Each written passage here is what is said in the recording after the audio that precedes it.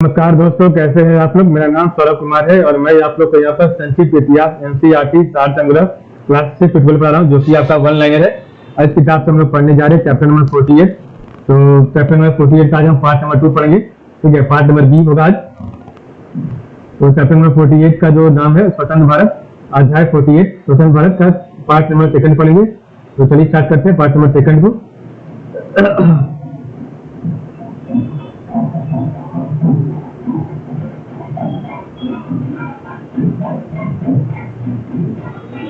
तो आपका यहाँ से स्टार्ट होगा स्वतंत्र भारत का उदय। तो स्वतंत्र भारत का उदय कैसे हुआ, क्यों हुआ, ठीक है, तो देखते हैं। तो 19 फरवरी 1946 को भारतीय सचिव पैट्रिक लॉरेंस ने घोषणा की थी सरकार शीघ्र ही भारतीय नेताओं के सहयोग से भारत में स्वराज स्थापित करना चाहती है। तो 19 फरवरी 1946 को भारतीय सचिव पैट्रिक लॉरेंस ने घोषणा की थी सरकार शीघ्र ही भारतीय नेताओं के सहयोग से भारत में स्वराज स्थापित करना चाहती है। प्रतिष्ठित मंत्रिमंडल के कुछ सदस्यों का एक दल, जिसे कैबिनेट मिशन के नाम से जाना जाता है, सत्ता के हस्तांतरण के बारे में भारतीय नेताओं से बातचीत करने के लिए भारत आया। उसने अंतिम सरकार बनाने और संविधान सभा बुलाने का प्रस्ताव रखा। तो ब्रिटिश मंत्रिमंडल के कुछ सदस्यों का एक दल, जिसे कैबिनेट मिशन के नाम से जाना जाता है, सत्ता के हस्तांतरण के बारे में भारतीय नेताओं से बातचीत करने के लिए भारत आया, जिससे उसने अंतिम सरकार बनाने और संविधान सभा बुलाने का प्रस्ताव रखा। प्रस्ताव में कहा गया कि संविधान सभा में प्रांतीय विधानसभाओं द्वारा चुने हुए प्रतिनिधि और भारतीय रियासतों के शासकों द्वारा मनोनीत व्यक्ति होंगे। जवाहरलाल नेहरू के नेतृत्व में एक अंतिम सरकार बनेगी। ठीक है, तो प्रस्ताव में कहा गया कि संविधान सभा में प्रांतीय विधानसभाओं द्वारा चुने हुए प्रतिनिधि और भारतीय रियासतों के शासकों द्वारा मनोनीत व्यक्ति होंगे। जवाहरलाल नेहरू के नेतृत्व में एक अंतिम सरकार बनेगी। ठीक है, संविधान सभा ने दिसंबर 1946 में अपना काम शुरू कर दिया, परंतु मुस्लिम लीग और राजाओं ने उसमें भाग लेने से इनकार कर दिया। तो संविधान सभा ने दिसंबर 1946 में अपना काम शुरू कर दिया, परंतु मुस्लिम लीग और राजाओं ने उसमें भाग लेने से इनकार कर दिया। मुस्लिम लीग ने पृथक पाकिस्तान की मांग पर जोर दिया। तो मुस्लिम लीग ने पृथक पाकिस्तान पर मांग पर जोर दिया। 1946 ईस्वी में बंगाल, बिहार, बम्बई तथा अन्य स्थानों पर दंगे हुए। 1946 में बंगाल, बिहार, बम्बई तथा अन्य स्थानों पर दंगे हुए, जिनमें हजारों हिंदुओं तथा मुसलमानों की जानें चली गई थी। ठीक है, लॉर्ड माउंटबेटन ने जो मार्च 1947 में नया वायसराय बनकर भारत आया था, भारत के दो स्वतंत्र राष्ट्र हिंदुस्तान और पाकिस्तान में बांटने की योजना प्रस्तुत की, जिसे माउंटबेटन योजना कहते हैं। विभाजन की घोषणा के बाद और भी दंगे हुए, विशेषकर पंजाब में, और कुछ महीनों में करीब 5 लाख हिंदू और मुसलमान मारे गए, लाखों लोग बेघर हो गए। लॉर्ड माउंटबेटन ने जो मार्च 1947 में नया वायसराय बनकर भारत आया, तब भारत के दो स्वतंत्र राष्ट्र हिंदुस्तान और पाकिस्तान में बांटने की योजना प्रस्तुत की, जिसे माउंटबेटन योजना कहते हैं। विभाजन की घोषणा के बाद और भी दंगे हुए, विशेषकर पंजाब में कुछ ही महीनों में करीब 5 लाख हिंदू और मुसलमान मारे गए, लाखों लोग बेघर हो गए। सांप्रदायिक दलों द्वारा फैलाई गई घृणा के परिणाम सामने आए। ब्रिटिश शासकों ने इन सांप्रदायिक दलों को प्रोत्साहन दिया। दंगों के दौरान मानवता को भुला दिया गया और अत्यंत शर्मनाक तथा नृशंस घटनाएं घटित हुई। तो सांप्रदायिक दलों द्वारा फैलाई गई घृणा के परिणाम सामने आए। ब्रिटिश शासकों ने इन सांप्रदायिक दलों को प्रोत्साहन दिया। दंगों के दौरान मानवता को भुला दिया गया और अत्यंत शर्मनाक तथा नृशंस घटनाएं घटित हुई। इसको शांत कराने के लिए गांधी जी के ने अथक प्रयास किए थे। शांति स्थापित करने के लिए उन्होंने दंगाग्रस्त क्षेत्रों का दौरा किया। कांग्रेस शुरू से ही एकीकृत स्वतंत्र भारत के लिए प्रयास करती आ रही थी, परंतु अंत में उसने भारत का विभाजन को मान लिया। कांग्रेस ने दो राष्ट्रों के सिद्धांत को अस्वीकार कर दिया था, परंतु महसूस किया कि आजादी प्राप्त करने और बिगड़ती स्थिति को रोकने के लिए विभाजन को स्वीकार करने के अधिक कोई मत नहीं है। 14 अगस्त 1947 को पाकिस्तान एक पीछा राष्ट्र बना। भारतीय जनता ने लगभग एक सदी के संघर्ष के बाद विदेशी शासन का समूल नष्ट कर दिया। हालांकि यह भयंकर दुखद घटनाओं का बीच हुआ था। ठीक है, जवाहरलाल नेहरू स्वतंत्र भारत के पहले प्रधानमंत्री बने। आधी रात को जब 15 अगस्त का दिन शुरू होने के साथ ही जवाहरलाल नेहरू के शब्दों में भारत में जीवन और स्वतंत्रता का उदय हुआ। संविधान सभा स्वतंत्र भारत की संसद के रूप में भी काम करने लगी। तो संविधान सभा जो है स्वतंत्र भारत की संसद के रूप में भी काम करने लगी। 14 अगस्त 1947 को नेहरू ने संविधान सभा में भाषण देते हुए भारतीय जनता के भावी कार्यों और कर्तव्यों के बारे में बताया था। तो संविधान सभा स्वतंत्र भारत की संसद के रूप में भी काम करने लगी। 14 अगस्त 1947 को नेहरू ने संविधान सभा में भाषण देते हुए भारतीय जनता के भावी कार्यों और कर्तव्यों के बारे में बताया था। ये कार्य थे गरीबी, अज्ञानता, रोग और अवसर की असमानता को दूर करना। उन्होंने भारत जनता और उससे भी बढ़ते मानवता की सेवा करने का व्रत लेने को कहा। तो ये कार्य थे गरीबी, अज्ञानता, रोग और अवसर की असमानता को दूर करना। उन्होंने भारत की जनता उससे भी बढ़कर मानवता की सेवा करने का व्रत लेने को कहा। उन्होंने स्वतंत्र भारत के लिए एक ऐसा भव्य प्रसाद बनाने को कहा जहां भारत के सभी बच्चे रह सके। 15 अगस्त की सुबह लाल किले पर स्वतंत्र भारत का झंडा फहराया गया और भारत के लोग स्वयं अपने भारत का निर्माता बन गए। नए भारत के निर्माण का कार्य आरंभ हो गया।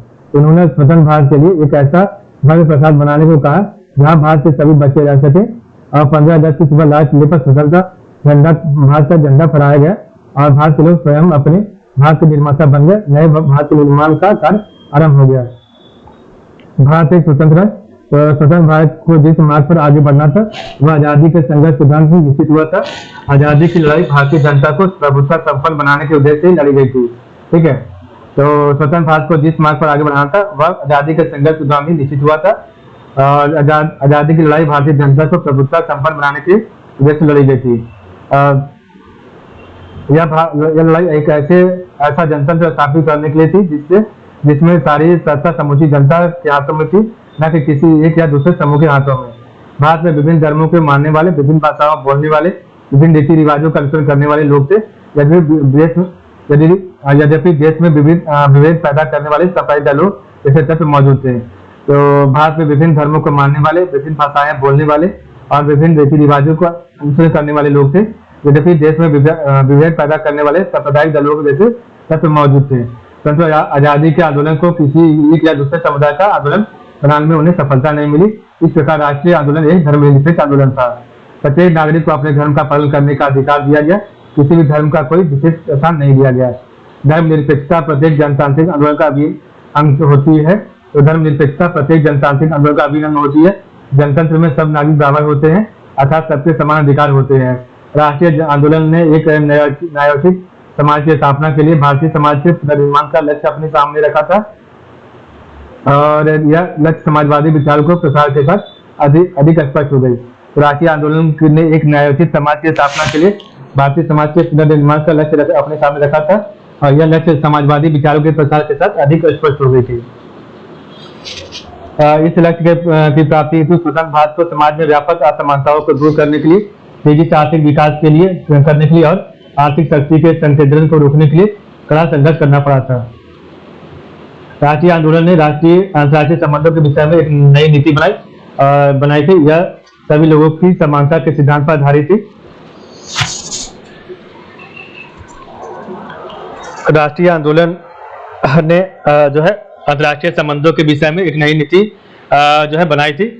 यह सभी लोगों के समानता के सिद्धांत पर आधारित थी।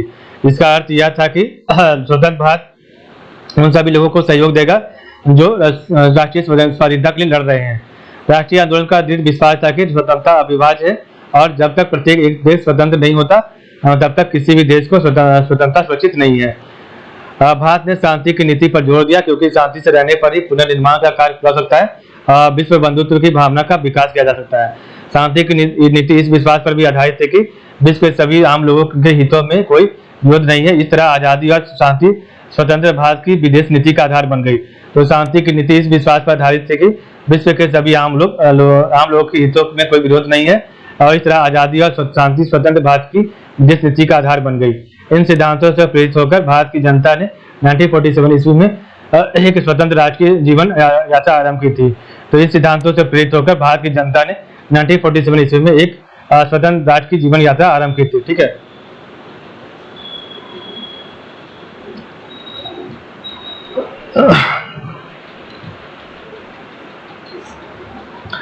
स्वतंत्र भारत की तत्कालिक चुनौतियां। तो स्वतंत्र भारत के सामने कई तत्कालिक चुनौतियां थी, जिसमें से पहली चुनौती देश में राजनीतिक एकता स्थापित करना था। जब ब्रिटिश शासन का समाप्त होना निश्चित हो गया तो राजा महाराजाओं ने अपने दमन में वृद्धि कर दी। जम्मू कश्मीर, हैदराबाद, त्रावणकोर तथा राजस्थान की कुछ रियासतों ने राजस्थान में यह दमन अधिक बर्बर था। तो स्वतंत्र भारत के सामने कई तत्कालिक चुनौतियां थी, जिसमें से पहली चुनौती देश में राजनीतिक एकता स्थापित करना था। जब ब्रिटिश शासन का समाप्त होना निश्चित हो गया तो राजाओं महाराजाओं ने अपने दमन में वृद्धि कर दी। जम्मू कश्मीर, हैदराबाद, त्रावणकोर तथा राजस्थान की कुछ रियासतों में यह दमन अधिक बर्बर था। कुछ राजाओं ने स्वतंत्र शासक बनने की योजना बनाई थी, तो कुछ राजाओं ने स्वतंत्र शासक बनने की योजना बनाई थी। राष्ट्रीय आंदोलन ने राज्यों की जनता की मदद से उनकी योजना को विफल कर दिया। राज्यों का विभाग सरदार वल्लभ भाई पटेल को जिम्मे था। उनके प्रयास से भारत के स्वतंत्र होने से पहले ही सभी राज्यों को भारत में मिला लिया गया था। ठीक है, केवल 3 ही राज्य 15 अगस्त 1947 तक भारत में नहीं मिले थे। वे 3 राज्य थे जम्मू कश्मीर, हैदराबाद और जूनागढ़। तो केवल 3 ही राज्य 15 अगस्त 1947 तक भारत में नहीं मिले थे। वे 3 राज्य थे जम्मू कश्मीर, हैदराबाद तथा जूनागढ़। स्वतंत्रता के तत्काल बाद कश्मीर पर पाकिस्तान ने हमला कर दिया, परंतु जम्मू कश्मीर की जनता अपने को भारत का अंग समझती थी। उसने पाकिस्तानी हमलावरों का डटकर मुकाबला किया। तो स्वतंत्रता के बाद तत्काल बाद कश्मीर पर पाकिस्तान ने हमला कर दिया, परंतु जम्मू कश्मीर की जनता अपने को भारत का अंग समझती थी। उसने पाकिस्तानी हमलावरों का डटकर मुकाबला किया।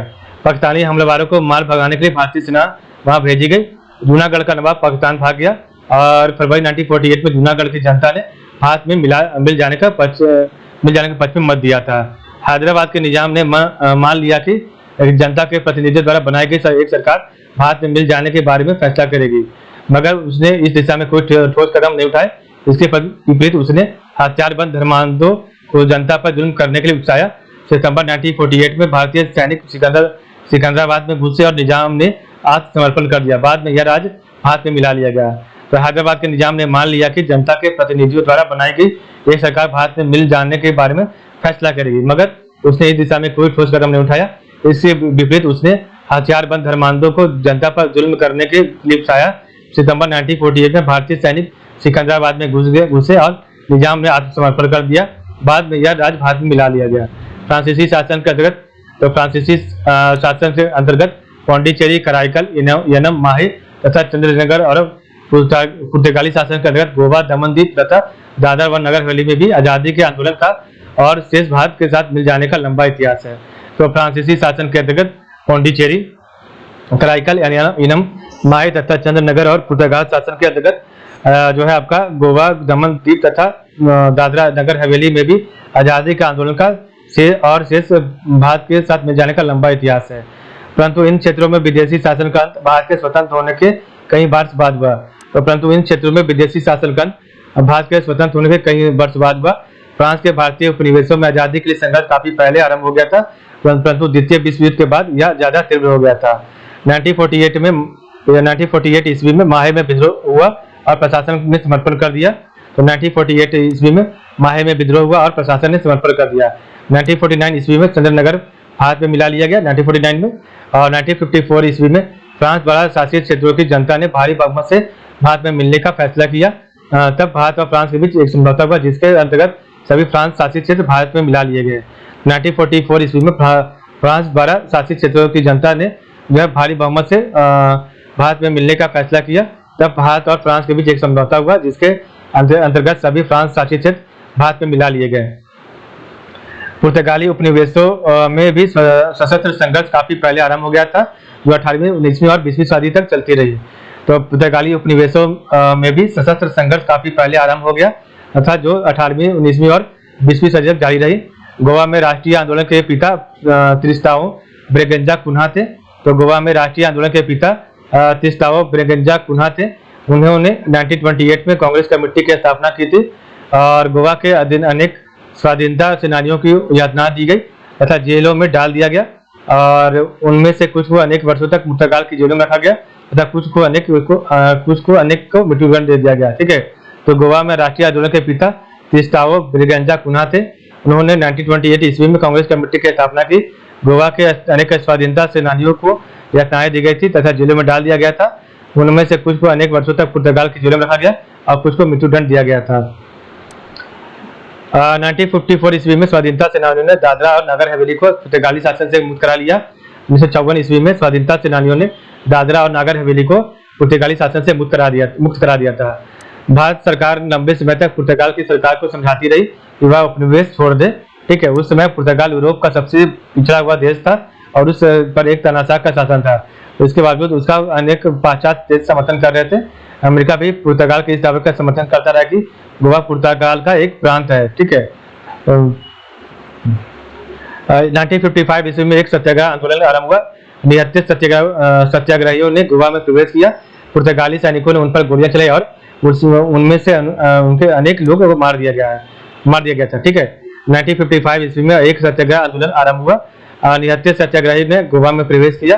पुर्तगाली सैनिकों ने उन पर गोलियां चलाई और उनमें से अनेक लोगों को मार दिया गया। पुर्तगाल के शासन को उखाड़ फेंकने के लिए गोवा के कुछ लोगों ने सशस्त्र दल बनाए। अंत में दिसंबर 1961 में भारतीय सेना गोवा में पहुंची और पुर्तगालियों ने समर्पण कर दिया। गोवा भारत का अंग बन गया। इसके साथ ही संपूर्ण भारत स्वतंत्र हो गया। तो पुर्तगाल के शासन को उखाड़ फेंकने के लिए गोवा के कुछ लोगों ने सशस्त्र दल बनाए। अंत में दिसंबर 1961 में भारतीय सेना गोवा में पहुंची और पुर्तगालियों ने समर्पण कर दिया। गोवा भारत का अंग बन गया और उसके साथ ही संपूर्ण भारत स्वतंत्र हो गया। कुछ साल बाद पुर्तगाल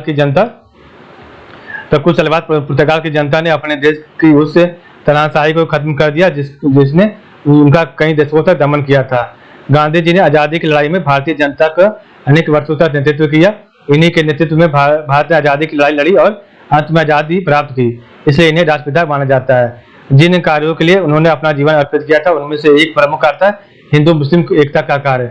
जब कलकत्ता में सांप्रदायिक दंगे भड़के तो उन्होंने दंगाग्रस्त क्षेत्रों का दौरा किया तथा शांति एवं सांप्रदायिक मैत्री स्थापित करने के लिए प्रेम तथा बंधुत्व का उपदेश दिया। जिस दिन भारत स्वतंत्र हुआ उस दिन गांधी जी कलकत्ता के दंगा प्रभावित क्षेत्र में थे। हिंदुओं तथा मुसलमानों की हत्याओं से और देश के विभाजन से अत्यंत दुख हुआ था। कुछ लोग प्रेम और बंधु भाव के उनके संदेश को पसंद नहीं करते थे। दूसरे समुदाय के प्रति उनकी मस्तिष्क में घृणा थी। 30 जनवरी 1948 में गांधी जी एक धर्मांध हिंदू नाथूराम गोडसे ने गोली मारकर उनकी हत्या कर दी थी। भारतीय जनता विगत वर्ष में हुई सांप्रदायिक हत्याओं तथा विनाश के आघात से जैसे जैसे अपने को संभालने का प्रयास कर रही थी पुनः गहन शोक में डूब गई। ठीक है। तो 30 जनवरी 1948 में गांधी जी एक धर्मांध हिंदू नाथूराम गोडसे ने गोली मारकर उनकी हत्या कर दी। और भारतीय जनता विगत वर्ष में हुई सांप्रदायिक हत्याओं तथा विनाश के आघात से जैसे तैसे अपने को संभालने का प्रयास कर रही थी पुनः गहन शोक में डूब गई। जवाहरलाल नेहरू ने कहा कि हमारे जीवन से प्रकाश गायब हो गया है। ठीक है। गांधी जी कला से भरे जीवन में प्रेरणा और स्रोत और प्रकाश के स्तंभ थे। वे संपूर्ण विश्व में महात्मा के नाम से जाने जाते थे। उन्होंने प्रत्येक व्यक्ति के आंसू पोंछने और प्रत्येक जगह से दुख दूर करने के लिए अपना जीवन अर्पित कर दिया था। उनके सपने को पूरा करना हम सबका कर्तव्य है। स्वतंत्र भारत के सामने एक प्रमुख तत्कालिक समस्या थी विस्थापितों को फिर से बसाना जो विभाजन के कारण पाकिस्तान चले गए थे। इन शरणार्थियों को सहायता तथा रोजगार देने और बसाने की समस्या उत्पन्न। इन्होंने अनेक कठिनाइयों का सामना साहस के साथ किया और स्थिर होकर नई जिंदगी आरंभ कर दी। देश के विभाजन ने कई आर्थिक समस्याएं पैदा की। कई लोगों के लिए कच्चा माल का अभाव हो गया था। ठीक है। जूट तथा सूती कपड़े के अधिकांश कारखाने भारत में रह गए, परंतु जूट तथा कपास का उत्पादन करने वाले अधिकांश क्षेत्र पाकिस्तान के पूर्वी हिस्से बांग्लादेश में चले गए। तो जूट तथा सूती कपड़े के अधिकांश कारखाने भारत में रह गए, परंतु जूट तथा कपास का उत्पादन करने वाले अधिकांश क्षेत्र पाकिस्तान के पूर्वी हिस्से अब बांग्लादेश में चले गए। परिणाम स्वरूप जूट और सूती कपड़े के कई कारखाने बंद हो गए। गेहूं और चावल पैदा करने वाले विशाल क्षेत्र पाकिस्तान में चले गए। इसलिए कुछ दिनों तक भारत में अन्न का अभाव ही रहा। द्वितीय विश्व युद्ध और विभाजन के कारण देश की परिवहन व्यवस्था अस्त व्यस्त हो गई थी। तो द्वितीय विश्व युद्ध और विभाजन के कारण देश की परिवहन व्यवस्था अस्त व्यस्त हो गई थी। इसी बीच स्वतंत्र भारत के लिए संविधान बनाने का कार्य भी चल रहा था और संविधान सभा ने अपना कार्य 26 नवंबर 1949 को पूरा किया। तो इसी बीच स्वतंत्र भारत के लिए संविधान बनाने का कार्य भी चल रहा था। संविधान सभा ने अपना कार्य 26 नवंबर 1949 को पूरा किया था और 26 नवंबर 1950 को भारत का संविधान लागू हुआ और इसी के साथ जो है एक गणतंत्र रिपब्लिक राष्ट्र बन गया। इससे पूर्व 1929 ईस्वी प्रतिवर्ष 26 जनवरी को गणतंत्र दिवस के रूप में बनाया जाता था। इससे पूर्व 1929 ईस्वी प्रतिवर्ष 26 जनवरी को स्वतंत्र दिवस के रूप में मनाया जाता था। तो 26 जनवरी 1950 को भारत का संविधान लागू हुआ और इसी के साथ भारत एक गणतंत्र रिपब्लिक राष्ट्र बन गया और इससे पूर्व 1929 के प्रतिवर्ष 26 जनवरी को स्वतंत्र दिवस के रूप में मनाया जा रहा था। नेक्स्ट आपका है पंचशील समझौता। तो आपका पंचशील समझौता क्या था? तो 29 अप्रैल 1954 को भारत ने चीन के साथ पंचशील समझौते पर हस्ताक्षर किए और एक न्यायपूर्ण अंतर्राष्ट्रीय संबंधों का आधार बना गया। तो 29 अप्रैल 1954 को भारत ने चीन के साथ पंचशील समझौते पर हस्ताक्षर किए। यह एक न्यायपूर्ण अंतर्राष्ट्रीय संबंधों का जो है आपका आधार बन गया था। पंचशील समझौते के उद्देश्य क्या थे? तो एक दूसरे की क्षेत्रीय अखंडता और संप्रभुता का सम्मान करना। तो सबसे पहला था आपका एक दूसरे की क्षेत्रीय अखंडता और संप्रभुता का सम्मान करना, एक दूसरे के भूभाग पर आक्रमण नहीं करना। दूसरा था आपका तीसरा, एक दूसरे के आंतरिक मामलों में हस्तक्षेप नहीं करना। चौथा था समानता के स्तर को स्वीकार करते हुए पारस्परिक लाभ के लिए प्रयास करना। पांचवा था आपका शांतिपूर्ण यह अस्तित्व था। तो पंचशील समझौते के उद्देश्य थे एक दूसरे की क्षेत्रीय अखंडता और संप्रभुता का सम्मान करना, एक दूसरे के भूभाग पर आक्रमण नहीं करना, एक दूसरे के आंतरिक मामलों पर हस्तक्षेप नहीं करना और समानता के स्तर को स्वीकार करते हुए पारस्परिक लाभ के लिए प्रयास करना। और पांचवा था आपका शांतिपूर्ण अस्तित्व का जो है काम करना। ठीक है, नेक्स्ट आपका गुटनिरपेक्ष आंदोलन 1961 में ये क्या था? तो गुटनिरपेक्ष आंदोलन में भारत की महत्वपूर्ण भूमिका रही है। 1955 ईस्वी में के बांडुंग सम्मेलन के बाद गुटनिरपेक्ष शब्द सामने आया। वैसे गुटनिरपेक्ष शब्द की उत्पत्ति के संदर्भ में मतभेद है। एक दृष्टि के अनुसार बीपी मैन ने वर्ष 1953-54 में इस शब्द का प्रयोग किया था, जबकि दूसरे मत के अनुसार कांग्रेस ने वर्ष 1938 के हरिपुरा अधिवेशन में गुटनिरपेक्षता की बात उठाई गई थी। तो गुटनिरपेक्ष आंदोलन में भारत की महत्वपूर्ण भूमिका रही है। 1955 ईस्वी के बांडुंग सम्मेलन के पश्चात गुटनिरपेक्ष शब्द सामने आया।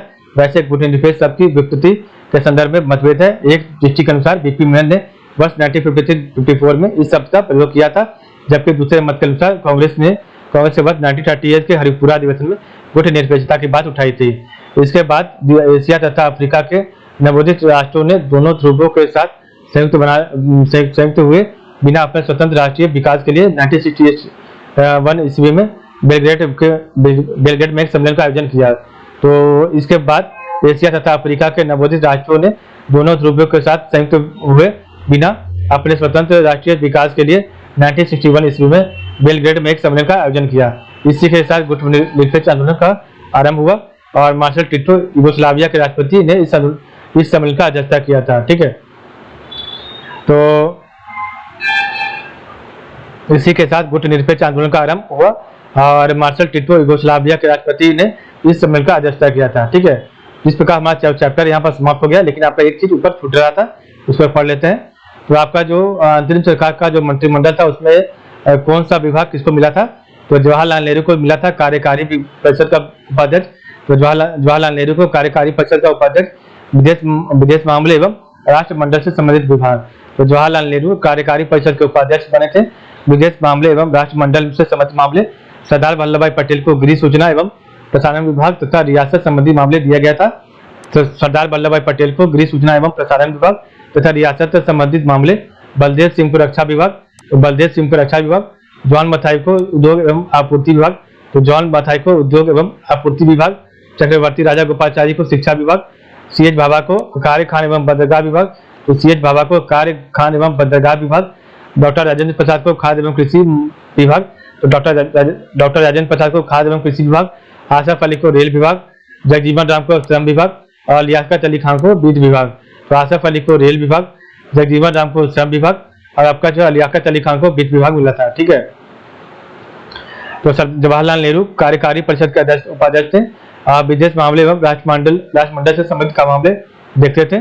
सरदार वल्लभ भाई पटेल गृह सूचना एवं प्रसारण विभाग तथा रियासत संबंधी मामले, बलदेव सिंह रक्षा विभाग, जॉन मथाई उद्योग एवं आपूर्ति विभाग, चक्रवर्ती राजा गोपालचारी शिक्षा विभाग, सीएच भाभा कार्य खान एवं बंदरगाह विभाग, डॉक्टर राजेंद्र प्रसाद खाद्य एवं कृषि विभाग, आसफ अली रेल विभाग, जगजीवन राम श्रम विभाग और लियाकत अली आपका वित्त विभाग।